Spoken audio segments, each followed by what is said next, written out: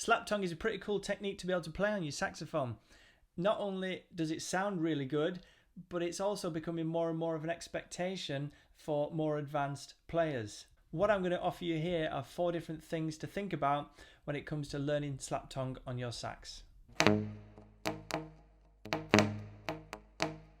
So the first thing that I'm going to ask you to think about is the instrument and the mouthpiece choice. When I first started trying this technique, I found it a lot easier to play on the bigger instruments than the smaller instruments. So I did actually start on the bari sax, and I still find it quite difficult to play slap tongue accurately on the smaller instruments. 2 reasons for that, I feel, are the size of mouthpiece that you're using, but also the size of the instrument. The size of the instrument corresponds to how much that instrument's then going to resonate. I find the instruments that resonate that little bit more, you're going to achieve this technique a little bit easier.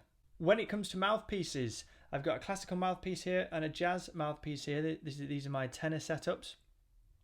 Generally with a jazz mouthpiece, although not all the time, you're going to get a wider tip opening, which is the gap between the reed and the mouthpiece at the very top.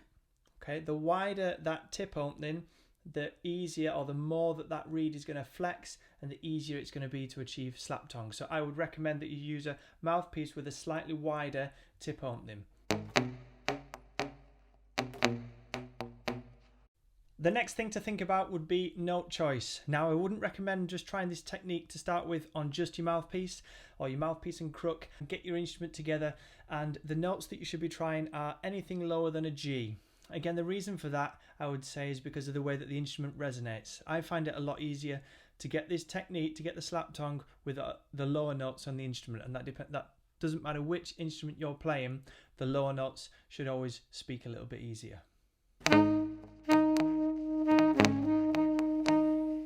If you've not already realised, you're soon going to learn that you're going to go through quite a lot of reeds. This technique does tend to damage reeds when you first start trying it. So I would maybe even recommend buying a box of cheaper reeds, because you're not going to be bothered what your saxophone sounds like. You're trying this technique.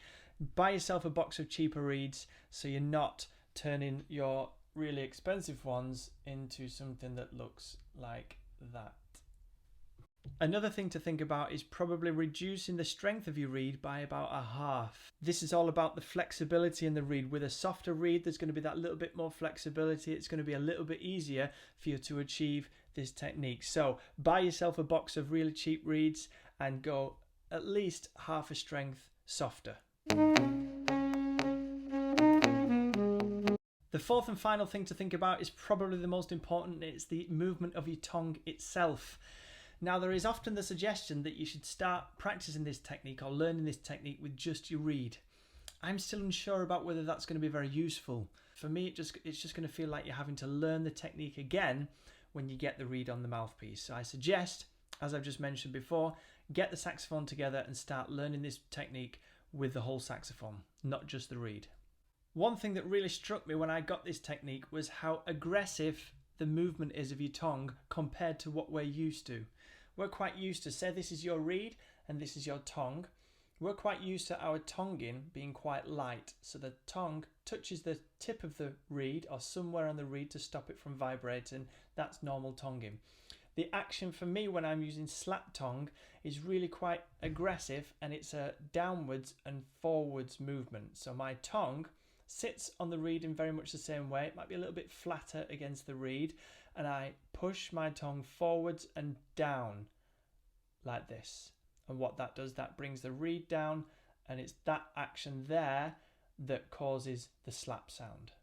I know I've just mentioned that it's not a useful thing to just use the reed when practicing slap tongue, but for demonstration purposes, just so you can see a little bit more clearly inside my mouth, I'm just going to demonstrate what the slap tongue actually looks like, or the position of my tongue. So the reed sits on my tongue a little bit flatter than when I'm tonguing normally, like that. Now if you watch as I'm slap tonguing, you'll see that my tongue, as I demonstrated before, moves forward and down.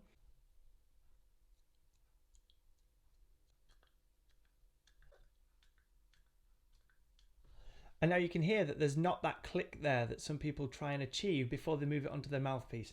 I find that really quite difficult to get that sound on just my reed. Once I put the reed onto the mouthpiece, and it gets even easier the more of the saxophone you put together. Just to finish off, I will give you an example of the different types of slap tongue that you can achieve on the sax. I'll start off with the standard pitched slap. So I'm going to do a normal closed mouth slap tongue, and you're going to hear the pitch of the note that I'm actually fingering.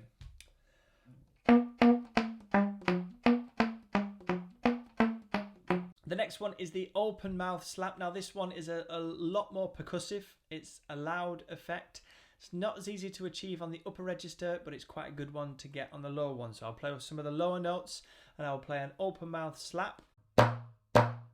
One quite interesting thing about this is that the note that you're fingering isn't the pitch that comes out. Generally, it's about a minor third above. So if I'm fingering a low C, an open mouth slap with that note, I'm generally going to get about an E flat. The next one is a bell effect. And the final one is like a click slap, and this one is achieved by pushing no air through the instrument. So the reed's not really going to vibrate, the sound is just coming from the reed slapping against the mouthpiece. That's going to be the sound of this slap. So this is what I call a click slap. There are just a couple of different ways that we can play slap tongue on our saxophone. To summarise the 4 different things that I've just offered for you to get into slap tongue, you want to be thinking about the instrument and the mouthpiece choice. Generally, the bigger instruments are going to be easier to start on, and a mouthpiece with a bigger tip opening. The second thing was note choice. It's a lot easier to start this technique with some of the lower notes on the instrument, and that's whichever instrument you're using. The third thing to think about was reed choice. You're generally going to want to buy yourself a box of cheaper reeds and about half a strength softer than you're used to playing. And the fourth and final thing was the tongue itself. Just a few of the pointers on that. I would recommend that you don't just start with the reed. I would put the instrument together, start this technique with the whole sax. The other thing to think about as well is it's quite a lot different than the standard tonguing, so I would be a little bit more aggressive. Remember that movement of your tongue going down and forwards. That's the movement that you want. You want to grip that reed a little bit and pull it down and forwards, and that's how you're going to achieve that slap tongue effect. So I hope you found some of these things useful, even if it's just 1 or 2 of these things that might help you click and get this pretty cool technique. Thanks so much for watching this video, and I'll see you again next time.